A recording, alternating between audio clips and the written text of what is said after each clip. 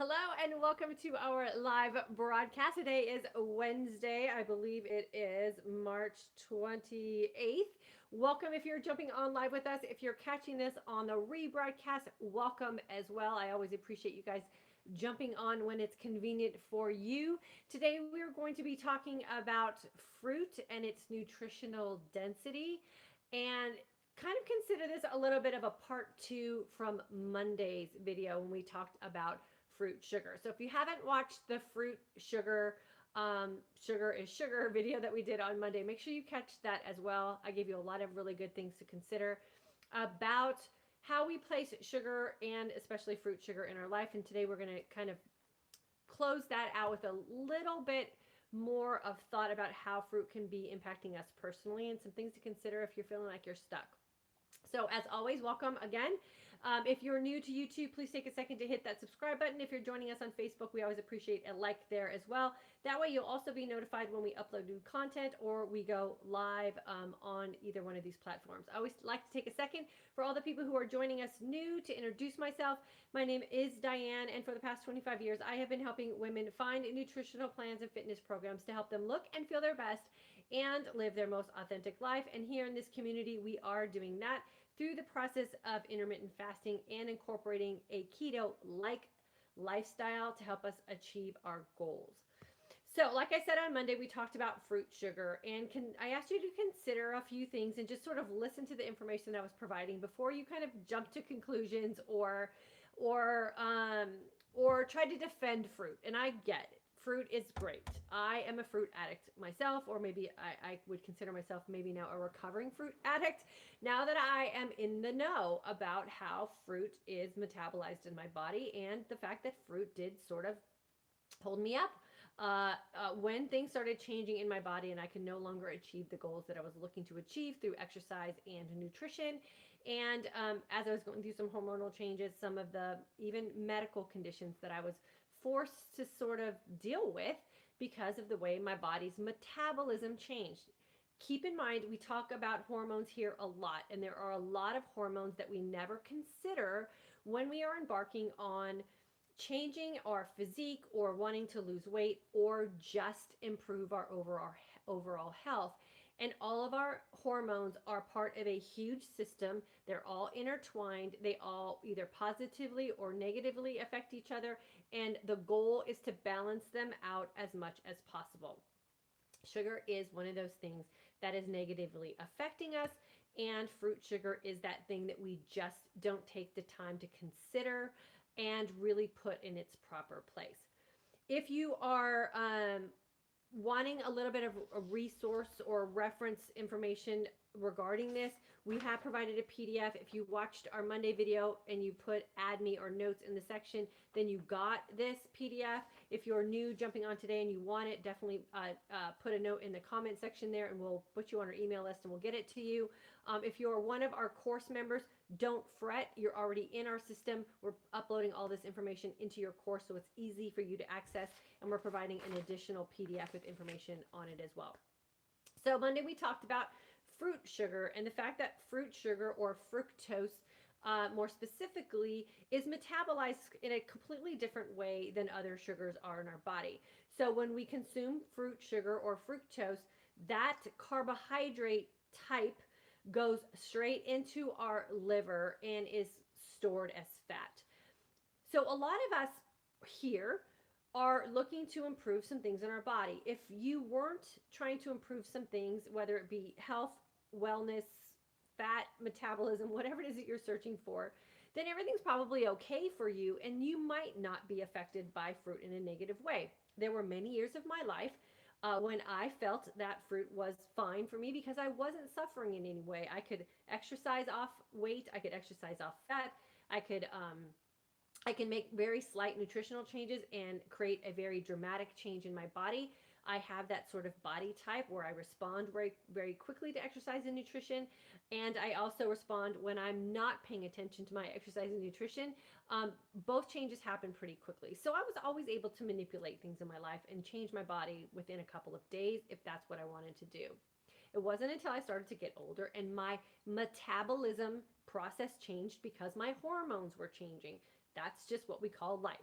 that's when I really had to start to consider where fruit was going to be placed in my life, because I was pre-diabetic, and all that fruit that I had been consuming all of those years that I thought was okay for me was actually slowly putting me into an insulin resistant state, which then eventually became a pre-diabetic state.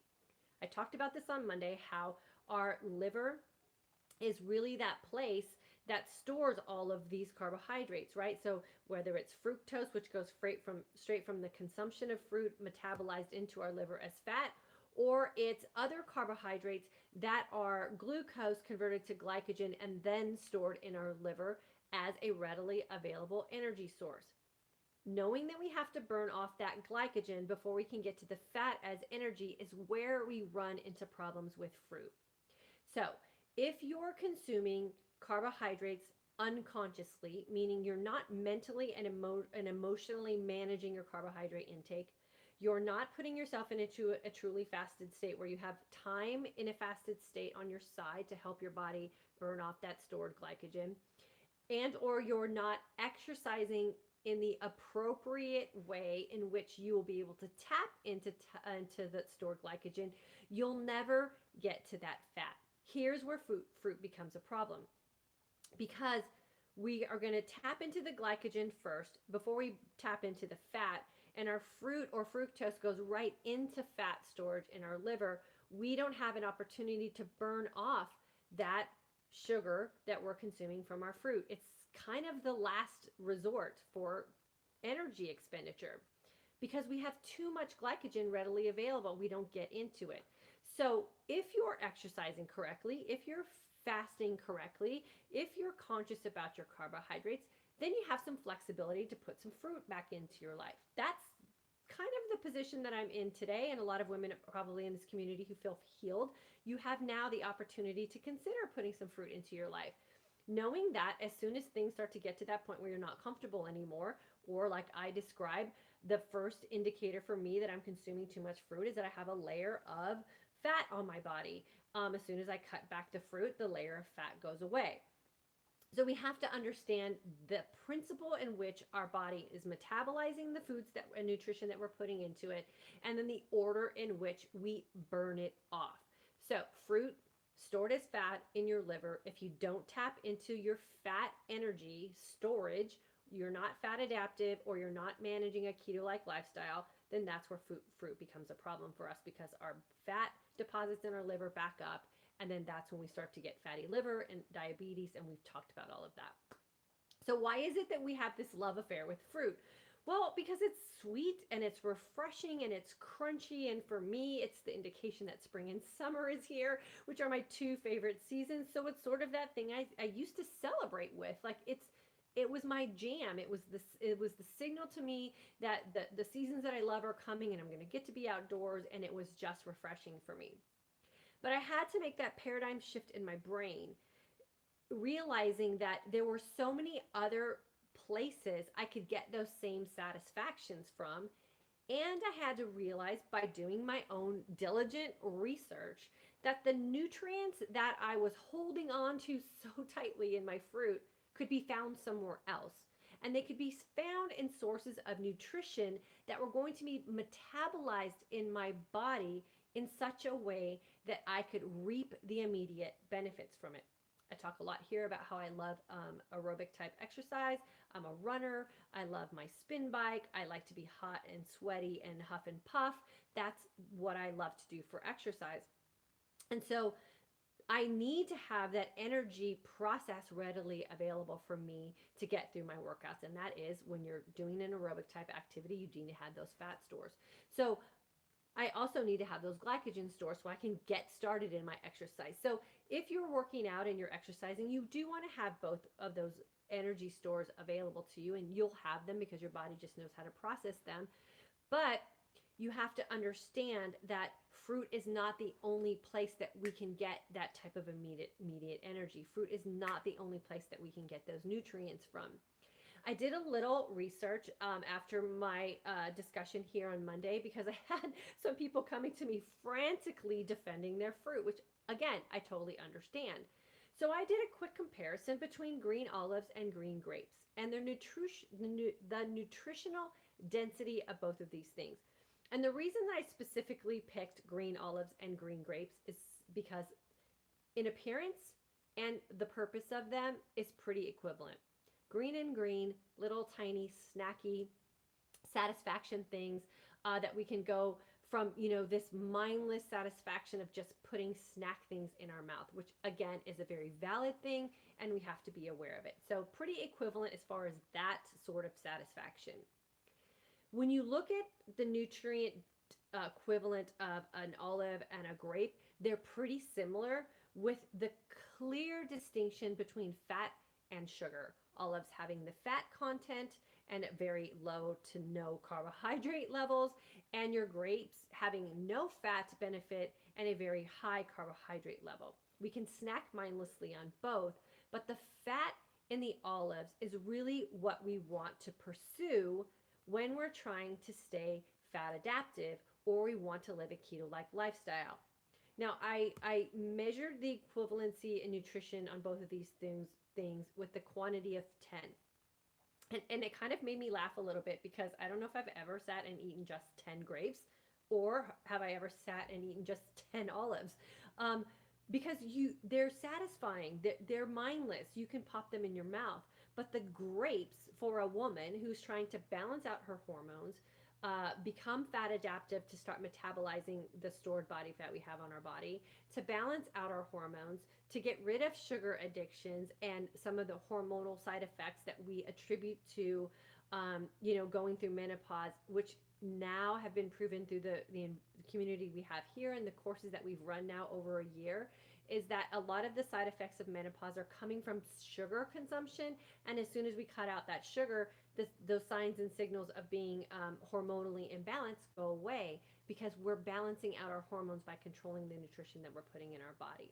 So grapes can be so beneficial to us, or grapes can be so detrimental to us, and olives can be so beneficial to us, but we have to understand the why of it. And are we having to sacrifice nutrients because we're eating olives and we're not consuming our fruit? So apples to apples here on these two snacky foods, they're very equivalent in nutrients. I think the olives had a little more vitamin A and a little less vitamin C, and I'm talking like a percentage, and just the opposite for your grapes. So the argument of fruit being so nutritionally dense is really not a valid excuse for over consuming fruit. And when I say over consuming, I mean that anything outside of what you would justify a dessert should be where you keep fruit in your nutritional plan, because sugar is sugar is sugar, and fruit sugar is pretty equivalent to dessert sugar. And if you want to have some significant changes in your physique, if you want to have significant changes in the hormonal fat that your body is storing, and you want to have some significant changes in your overall health and well-being, then we have to be very truthful with ourselves, and we have to be very diligent about what it is we're putting in our body. And fruit sugar is sugar. The nutrient component of fruit can no longer be the excuse that we're using to justify the overconsumption. And if you're not happy with what you have going on with your body, then I guarantee you're over consuming fruit. I gave you some tips about what I did when I was trying to break my sugar habit, and I was super sick because of sugar levels that were going on in my body and I couldn't control them. And I just cut fruit down to 2 days a week. Tuesdays and Thursdays were my fruit day. The place that I got myself so much in trouble, and the reason I got myself so much in trouble with fruit, was kind of twofold. I described on Monday how when I was going through a bunch of changes hormonally and I was having a bunch of reactions to different everyday foods that I was becoming intolerant to, gluten, dairy, and soy were the three major areas I had to concentrate on. Almost all foods that I was consuming had one or more of those components in it, and fruit didn't. So I became an over consumer of fruit because it was the only thing that didn't make me have reactions in another way. Another area I got myself into trouble leading into pre-diabetes for myself was following someone else's diet plan. And this is, again, where diets are getting us into trouble. The specific diet plan that I had been following for a couple of years called for 3 fruit servings a day, I believe, and 2 carb servings a day, and only 1 fat serving a day. And that was just the opposite of what my body was demanding from me. So I was over consuming carbohydrates and I was under consuming fats, which added to my already insulin resistant body and threw me into that pre diabetic state. And it was just a period of time and consistency. Again, something we talk about here in this community a lot. The time in which I was consuming too many carbs and not enough fat, and the consistency in which I was doing it, led me into a state of sickness. Reversing that now and consuming more high quality fats and a lot less carbohydrates, including very minimal fruit, over a period of time with consistency has now put me in a position where I'm very happy with my physique and I'm totally healthy at the age of 51, almost 52, in a postmenopausal state. This is very uncommon for women these days because we're not paying attention to the nutrition and what it is our body's doing, and we're not understanding how our body system is working. And this is where I really try to emphasize this in this community and through the course that I teach. We have to learn how our body systems work. We have to learn about the chemical reactions that take place when our body is introduced to some chemical that's put in it, and why it is that we have to take control of these situations in order to keep our health and well-being as we begin to age. We want to become more empowered as we age. We don't want to be broken, and we don't want to be helpless. Fruit can be that thing right now that is making you feel broken and helpless.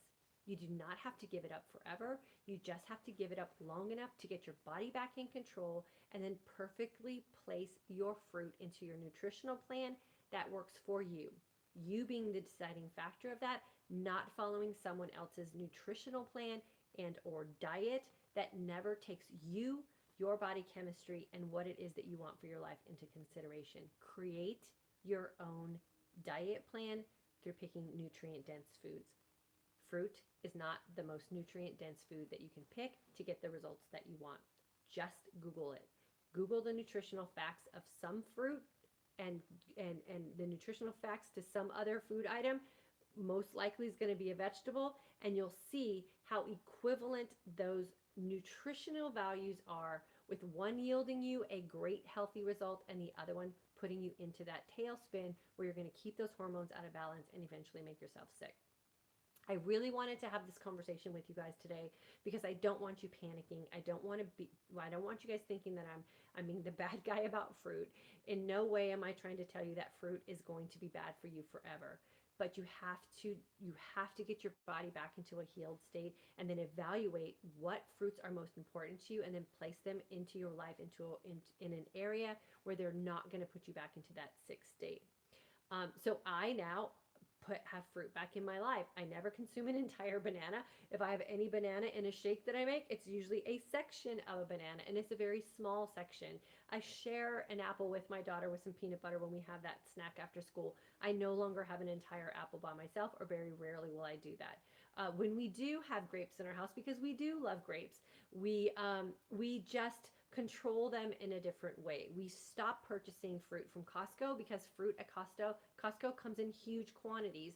And if you're going to buy it in those quantities, you just naturally feel like you need to consume them in those quantities. So we buy fruit in a place, usually a Sprouts or a Whole Foods, where we can buy the quantity in which we know our family is going to consume at the rate in which we want to consume it. And that's 1 or 2 pieces of fruit at a time, not an entire case of peaches or not an entire case of apples, because we just don't want to have to consume that much. So fruit is only the bad guy if you don't understand it. Fruit will only be the bad guy for you if you don't understand how your body metabolism is working, and it will only be the bad guy for you and will only keep you in a place of frustration if you don't treat it with the respect that it needs, and also treat your own body with the respect that it deserves, so that you can have the results that you want to have mentally and emotionally for you. So I hope that helps you guys out a lot. I don't want you to feel frustrated. Trust me, I've been there. I've been to that point where I've thrown my hands in the air and I was totally frustrated and felt like there was nothing that I can consume that was going to make me feel good again. And it's just the process of figuring out what works for you. That's where I really, really, really am adamant about you women figuring out for you what works for you. I will not tell you what to eat. I will not tell you what not to eat. I will tell you what I think you should think about and what I think you should consider, based on what it is we all want to have at the end of all of this, and that is just to look and feel our best and live our most authentic life. And it's worth the time and consideration and the research and experiment that you're going to be doing. Okay, so with that being said, I'm going to welcome everyone. And then I have some really good news that I want to share with you guys who've been following along with me, and all my girlfriends that are here. I have some good news I want to share with you. So I'll do that at the end. So if you're just here for the topic for today, this might be a great time for you to check off, because I'm going to welcome everyone. I'm going to say hello to all my girlfriends here. And if you're new, please make sure you've chimed in on the comment section so you can be part of the girlfriend community, and I can welcome you here as well. And if you have any questions or comments, I will definitely answer those at this time. Keep in mind, our next course is starting on April 7th. Registration is open. We have the spring special still available, so please take advantage of that while we have that available for our April course members. That will be available until we close out the course next week. Alini, hello from Seattle. Thank you for the great info about fruits intake. Really appreciate that. Oh, Alini, you're welcome for sure. Catherine, hello, girlfriend. Nice to have you on with us. Maria, hello from London, and thank you for all the info you're sharing with us. It's inspirational. Oh, Maria, thanks for saying that, and thanks for being here. Janet, good afternoon from Spring, Texas. Maria, I've learned to replace fruit with red bell peppers. Delicious. Yeah, you know, there's usually an equivalent. Make sure you're doing your research, and then do some research on some vegetables too. It's fascinating. And we teach this in the course too, to understand what carbohydrates mean in foods and how to figure out what your net carbohydrates are, so that you have just sort of a mental idea of what it is you're consuming. If you need to make some tweaks in what you want to do with your physique or what you're trying to do with your health, it's just a series of tweaks. And I don't like us to be macro fanatics at all, or even calorie fanatics at all, but having a general idea of what it is you're reaching for most frequently, what its components are, what its nutritional makeup is always good to have, just so you can keep kind of a running total of what you're doing with your nutrition. And it'll be mind blowing for you, and life changing for sure. Amber, I can be here for just a bit at work. Awesome, Amber. Well, you can always catch us later too. Debbie, what is your opinion on dark chocolate during the feasting period? I read that a small piece of dark chocolate of at least 70% or higher is beneficial for brain health as we age. Sure, I say, go for it. It can't hurt. Make sure that the chocolate that you're consuming is good quality chocolate. Usually fair trade is good. Read the ingredients label on your chocolate. Definitely make sure that there's no soy lecithin in it. Theo, Theo, is a brand that we absolutely love. We consume chocolate in our house. And it's a very good quality chocolate. You can find it at Sprouts and Whole Foods and even online. So we use that chocolate a lot in our house as well. Maria, I have a small bit of 85% chocolate every day. It makes me happy and makes me feel satisfied on less carbs, but I have it only when I'm feasting. I find that clean fasting works better for me. Awesome, Maria. That's a great way to handle it for sure, and that's the authentic part. So we want to look and feel our best and live our most authentic life. And if you know that having a little piece of good quality chocolate makes you happy, then that's being authentic, and I say go for it for sure. Jennifer from Washington, are there certain veggies high in fructose as well? I was wondering about carrots. Yeah, carrots, beets, sweet potatoes. See how your body metabolizes those. So I do well on sweet potatoes, and I use them as my energy source when I'm going to be doing a lot of cardio, endurance time training. So running or doing a really intense type of spin class, I usually try to have we're going to have sweet potatoes tonight, as a matter of fact, because I plan a big workout tomorrow morning. So place them again properly in your life. And I love beets. So we have those in our meal plan in the evening on occasion as well. So just know, here's where we get caught up too, not understanding beets and carrots and potatoes, and not understanding fruit. And you could have you can have your fruit in one meal, and then you can have some other carbs in your second meal, and then you have a big old salad with beets and carrots and stuff in it at night, and then you just over-carbed yourself. So not is any one of those things going to get you into trouble, but the combination is going to get you in trouble, which is where the conscious part of consuming your food is really important. Being aware of what the whole package is, and sort of kind of planning them out and putting things in, placing them into your nutritional plan specifically, is really where you'll benefit the most. Let's see. But where did I leave off here? Can you touch on the importance of protein in one of your videos? I did intermittent fasting for 2 months, consuming only low carb veggies, and I ended up making myself sick. Um, did you make yourself sick from the lack of protein? Is that what you think? Again, protein is one of those things we over consume. We're over proteined, and protein not utilized in your body is stored as fat as well. So, you got to probably just figure out, you got to play around with it. That's where I say counting macros is probably a good idea. Find a range for yourself. Protein is available in almost all food sources as well. There's a lot of vegans and vegetarians we have here in this community who have provided us with lots of great information about the protein content of fresh vegetables. And you can get pea proteins and things like that as well. So I would say do your research and then just start experimenting and do a week of a certain load of protein as far as macros go, and then sort of dwindle it away or build it up depending on what you need. And also it depends on the season of life you're in and what your demands are physically. So it's a pretty complex combination of things. And just make sure that it was the protein that you felt that made you sick and maybe not something else. H. Evans from Ontario, Canada. Can you speak about tomatoes as a fruit? Sure. I mean, again, anything that tastes sweet has sugar in it. So tomatoes are that thing. They're going to carry a higher carb load than celery, for instance. So again, place them in your life in a very specific way. Be weary of things like pasta sauces and stuff, because again, you're already going to get your tomatoes in there, making sure there's no added sugars. And I don't live a strict ketogenic lifestyle because of these things. I enjoy tomatoes. I want fresh fruits and vegetables in my life, very specifically placed. I like my tomato sauce. I want to have my sweet potatoes when I'm going to go for a long run. So I keep my total net carb range a lot larger than what is called for in following a very specific diet, which again is why I don't follow a specific diet. And I also utilize intermittent fasting, so time fasted, and exercise as a way to metabolize the carbohydrates that I do choose to put into my body. So you have to consider a lot of things when you're making those choices if you want to stay fat adaptive and keto adaptive for sure. But yes, tomatoes are definitely a fruit for sure. Berries and sometimes with yogurt for a snack and half a banana in a shake once in a great while. That's it for fruit. Yep, there you go. Perfect. And yeah, you want to make sure that you are definitely keeping a wide variety of fruits and vegetables in your life, vegetables being the primary, fruits being the treats, because we do want to always rely on real food as much as possible, for sure. Okay, I'm going to go over to Facebook really quick. If you guys don't mind, I'll welcome everybody. Christina, hello. Joy, hello. Debbie, good to have you here. Carol, Max is here. Jillian is here. Cheryl, Diane, Angie, all my past students are clicking in. Love having you guys here. Carol from the April course. We got my future students checking in, trying to get a head start. I love it. Smart women for sure. March class, Linda, welcome. Put notes in the notes section if you want the downloadable fructose chart with all the fruits. The top of the list has the least amount and the bottom of the list has the most amount. And then if you're in our course, like I said, don't fret. We'll get you the information within your course itself. Sandy, welcome. Tina, hello. Gloria, Cheryl, Lori, Laura. Sorry, off topic, but when I fast 18 hours, I get a bad headache. Normal? Yes, it can be if you're consuming too many carbohydrates. The headache is you coming off a sugar high.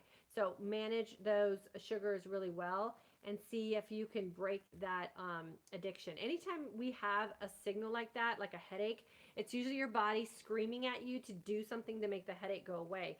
Feed the sugar need. So if you can fight through it and find a way that you can cut out all those extra sugars, this would be a place where I would say get rid of any fruit you can for the next couple of weeks to break that need your body has for the sugar. Then start slowly implementing them. And what you might find is you have no desire for them anymore, or they'll cause a negative reaction like a headache because your body won't be able to metabolize them the way they used to. So Laura, I would cut out any extra sweets you don't need to have and then see if that headache starts to go away after a couple days. Amy, girlfriend, good to have you. Nice to have you jump on live with us. Joy, cute hair today. More blonde, dark underneath in the back. I like it. Oh, thank you. Yeah, I just got my hair done. I think it's a little too blonde, but I'm going to go with it. And next time I get it done, I'll just put a little more brown back in. The joys of being able to color our hair, I guess. But thanks for noticing. I appreciate that. Linda, if you're new to the IF and headaches will... Oh, Laura, if you're new to the IF, the headaches will subside. I experienced them in the initial days of IF. Yeah, all of the side effects of intermittent fasting and being keto adaptive eventually subside for sure. Fruit is nature's candy. Yes, it is. So put it where in exactly the same place you would put other candy. Ken and Tamiko, February and March course. Great to see you live. It's been a while. I know. I was just when I saw your name, I noticed I hadn't seen you for a while. Good to have you back for sure. Hope the course is going well for you. Lenan, I've got a question about how to prep for a meal when you might eat more total volume of food or more unconscious carbs than normal. Is doing a 24-hour fast before or and after, or just before or just afterwards, the best way to go? Curious what you found that worked. Thanks. So I've got a question. How to prep for a meal when you might eat more total volume of food. You mean, what do you mean more? I don't get that. Like more than you think you need? Um, Usually when your hunger hormones, and we just had some women in our course comment on this because their hunger hormones have balanced out, you can go grocery shopping on a at the end of a fast. So at your 20th hour of fasting, you can go grocery shopping and have the most manageable grocery shopping experience where you only buy what you need and you don't buy what you want because your hunger hormones are balanced out. So if you find that in your feasting window you're over consuming food, then what you have to do is you have to place stops in there and only prepare what you feel like you need to get your hunger hormones under control. And there is a stage or a period of time where we do a little bit of gorging when we're out of control. I say go with the flow and make sure that whenever you're consuming food, it's nutrient dense, high quality, real food. So at least you're going to put something good in your body and you're not going to load it up with a bunch of crappy processed food. So eat to fuel your body, and then your hunger hormones will eventually balance out. And I hope that answered that question for you. Jillian, agree with you on the fruit, but I do eat a small amount because I love it. Yeah, there you go. Just manage it well. Darla from Kentucky, first time here. Awesome, Darla. Welcome. Make sure you subscribe or hit the like button while you're here. Christine from March Course, sugar habit is hard to break. It sure is. Sherry from New Mexico, April grad. Good to have you here. Jean, good to have you. I haven't seen you in so long. Hope you're doing well. Jennifer, I end my feasting window with a small square of chocolate with sea salt, and a few times a week. It feels like it puts a punctuation on my feast window and is a marker to start my fast. There you go. Use it to close it out. That's a great way to look at it. Jennifer, I'm going to order a bar of Theo chocolate. Thanks for the recommendation. Yeah, you're welcome. It's all great. They also have these little peanut butter things that my kids love. It's like a Reese's peanut butter cup, and they have these little coconut almond things that are like a Mounds or an Almond Joy bar. Again, though, remember that if you start consuming them too much, they could be that thing that's going to put a little layer of something on you that you're not happy about. So just be very truthful with yourself and place them perfectly where you need them to be. Don't make them what you feast on. Don't over consume it, I guess is basically what I want to say. Put it in its place. But it is a great treat and it will satisfy a lot for you. Jennifer, I'm going to order a bar. Okay, I already did that one. Darla, is there a certain amount of protein you should take in during a day? There's guidelines to it, but I don't follow those. I say just let it fall naturally. Like tonight, we're having salmon, broccoli, cauliflower, and sweet potatoes. I don't know when I'll have meat again. It's just that thing that if it happens to be what we're making for the night for dinner, I consume it. And there's some nights I have steamed broccoli and cauliflower, and that's it, and I'm fine too. So you don't have to have protein, meat protein, especially at every meal.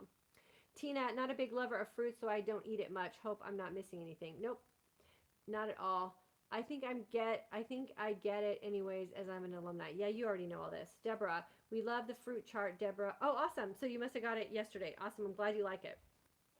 Any little things that we can have to just be little reminders for us definitely helps. Lenan, just a larger than normal meal. Yeah, so don't worry about it, Lenan. If your body's telling you, if your hunger hormones are telling you you need to eat, I would say just eat and then just fast clean. And then don't worry about it. And just make sure the nutrients you put in your body are good. Deborah Kane is under the sugar and your body lesson in the bonus course. Okay, I already got that. I'm going to be a huge meal for Easter and just want to be prepared. I've basically got very little true appetite at this point. Been doing this now since January group. It's amazing. Thanks to following you. Yeah, so Lenan, remember what I talked about in the social and emotional week about how to handle holidays and all those kind of things? Just implement what I taught you in your course and you'll be fine. You'll be fine for sure. And the little Johnny rule applies as well for Easter. So exercise everything that I've taught you guys in the social and emotional week of your course. Easter is a holiday. You can exercise those things very nicely. Terry, looking forward to starting on April 7th. Terry, I'm looking forward to having you as well. Lots of great new women jumping in on with us. I'm loving it. A 1960 genius. I enjoy lemons and limes to dress up water. That's the extent of my fruit consumption. Thanks for all you do. Yeah, just make sure you're not doing that in your fasting window, okay? Okay, cool. So thanks so much for jumping on. Love all your comments and questions. That totally makes this a fun environment for everyone because we just kind of extend the learning possibilities here in this course, and it makes me feel like I have a relationship with you guys, which I appreciate. I love having you all in my life.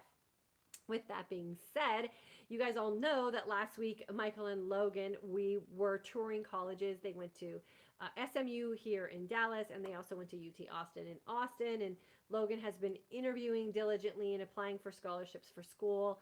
As parents, we've just insisted that he take care of himself when he goes to college, and so he has to find a way to fund his college. And so he's been doing that through hard work and doing the right things in school and interviewing and applying for scholarships. And we got a phone call yesterday, or actually Logan got a phone call yesterday, that he is the recipient of the scholarship that he was interviewing for last week, which is the SMU Hunts Leadership Scholarship.